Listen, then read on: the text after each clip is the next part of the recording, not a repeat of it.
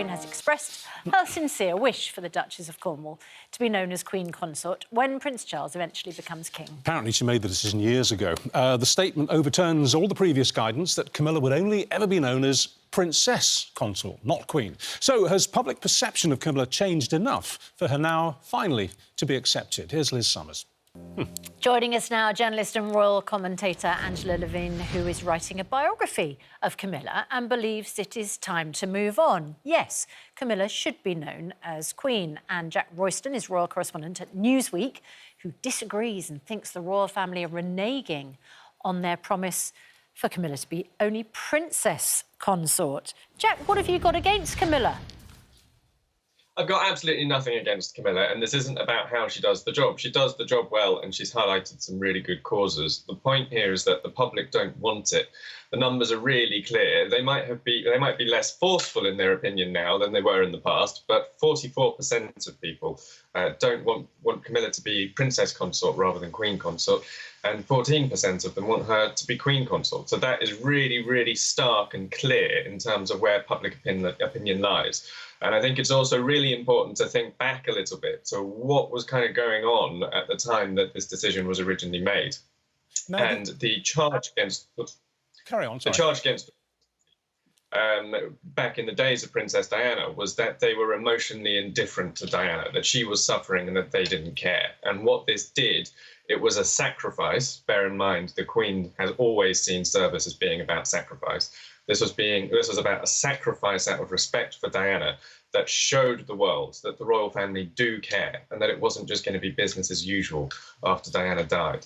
So removing that now leaves them once again more vulnerable to that allegation of emotional indifference. Well, look, here's the thing. You're quite right about the opinion polls, and that's reflected in the response we've had this morning. Vast majority of people contacting us say they're not happy with Camilla becoming Queen ultimately.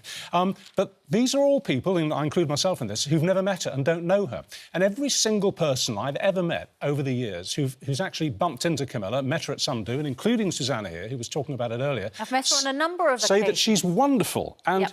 If the public just had the chance to get to know her a bit, to actually possibly see her being interviewed, at least hear her speak a bit, we might actually feel a lot more tender towards her. Yes, that's probably true, but it's also, like I said, it's not necessarily about whether Camilla's a nice person or not. It's about the royal family and Diana, and all of this is going to get raked up again. It's about Charles as much as it is about Camilla, and it's about Charles's relationship with Diana. So we've had season 4 of The Crown, which caused a dip in Charles's popularity. It caused a dip in the percentage of people who thought that Charles would make a good king. And we've got in season 5 of The Crown coming up. It's going to rake it all up again, and people are going to get to watch the section that we call the War of the Walesers, which is in the 90s when there was, briefing and counter-briefing, interviews and counter-interviews, and it all got incredibly messy.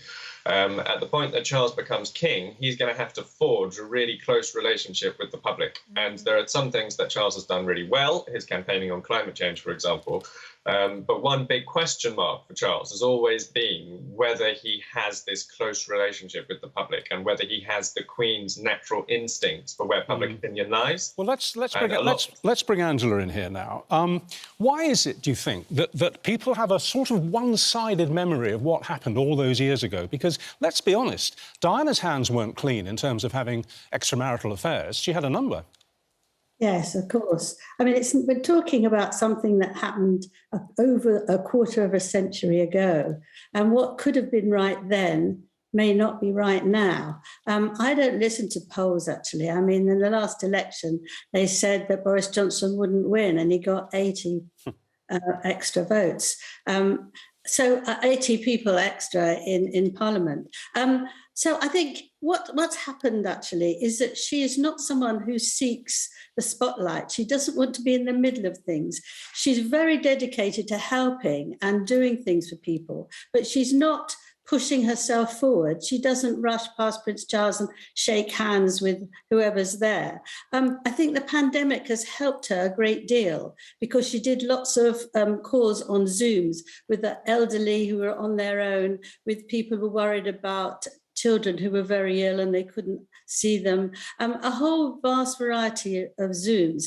And her publicity, her popularity went up from there because people could see what she was really like.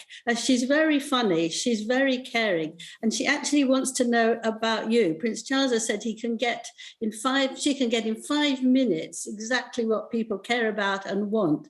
And she's got this wonderful twinkle in her eyes. She's absolutely charming and warm and makes you feel totally at home. I've interviewed loads and loads and loads of people for my biography, including those who've worked with her who are not particularly monarchists.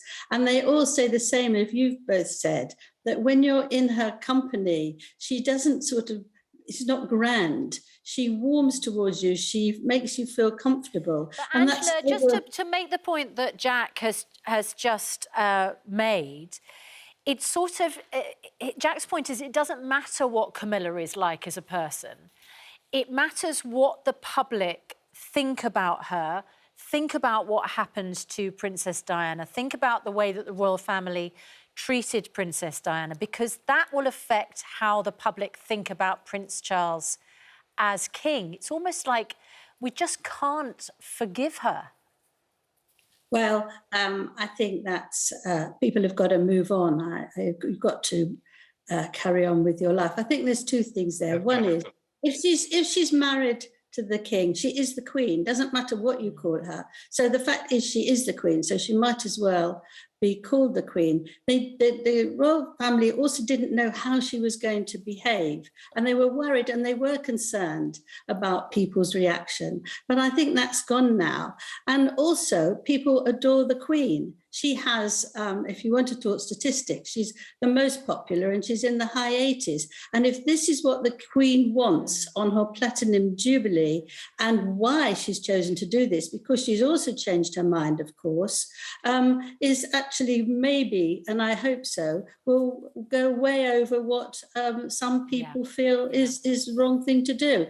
You can't stop her. She's married to this man. Jack, I think ultimately that's the point, isn't it? Whatever her title is, and of course the title is really important constitutionally within the royal family, but she's still married to the man who will be king. So whatever people think about her, de facto, you know, yes, exactly, that she's effectively queen anyway, whatever her title is.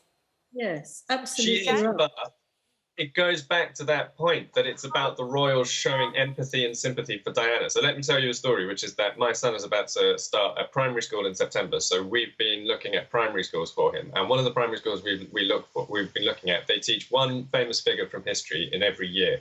And one of them is Princess Diana. She is going to be a big figure, not just for people from, you know, who were around in the 90s, who remember it all playing out. She's going to be a big figure for younger generations coming forward who still love her. And the royal family need to show the world that they care and that they're not indifferent to Diana's experiences. And another aspect of this is that they actually face similar allegations in relation to Harry and Meghan. The allegation there, again, is emotional indifference to a person suffering. So what Charles needs to do now, if he's it's inevitable that Charles is going to do this, and there's no way they're going to go back on it. But hang on, we have to finish it here, but come on, there's very little public sympathy in this country, at least for Harry and Meghan. I mean, you know, they are not seen in this country as victims at all. They're seen as moaners, basically, by the vast majority of people. It is different in America. Let's not get into that particular argument. No, Angela, I'm really sorry, we have to leave it there. And that's not because we were starting to talk about Harry and Meghan. That is simply because it is 8:32.